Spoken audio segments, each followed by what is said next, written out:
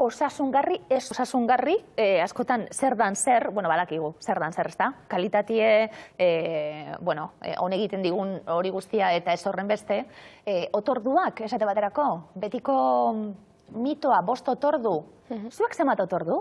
Benga galdera pertsonala, naia, zenbat? Nik 4, batzutan 5, baina igual orokorrian astean zehar 4 nik uste dut.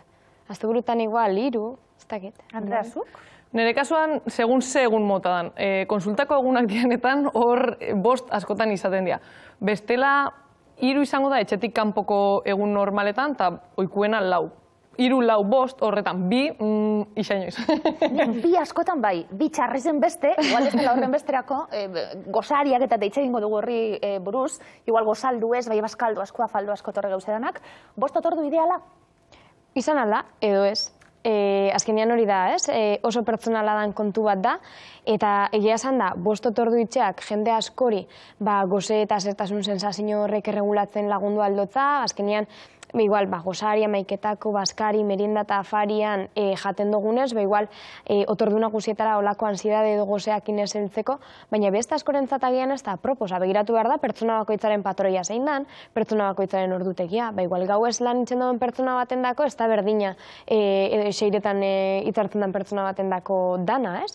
Orduan begiratu behar da, pertsonan ordutegia, pertsonan bizi estiloa gozea be, bai, bagara goze ez daukagu zertan jan derrigorrez gozaldu egin behar dalako, eta kasu askotan gertatzen dena da, otordu bat inbehar dalako, ja edo zer gauza jatea dela zilegi, ez?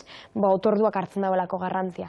Orduan, guk pertsonan arabera moldatzen dugu hori. Bueno, askotan egiten dugulako, ez da, aldizkari betartu, orain tarteka bikinia probatzen hasi bagara eta esaten du, aldizkari betartzen du, venga, 5 otordu, edo ez jan, hau be oso modan dagoelako barauarena. Baina, klaro, ikusi behar da, bakoitzana ezberdina dalako, ez erregin barik, ez jan, sofan egon, edo jarduera fisiko ikaragarri bat euki, igual 5 umedako zuzulako urtebikuek eta txaralako geratuko inoiz, hau bekontuan izan behar da, ez da? Irakurtzen dugunez zer garan eta ze bizitza daramagun. Bai, guztiz egokitu beharreko zerbait da, eta horregatik otorduak guztiz horrekin lotuta fanbidia, ez? Garbi dagoena bai da egisa, otordu bakar baten oso saia izango litzake behar duen guztia jatia.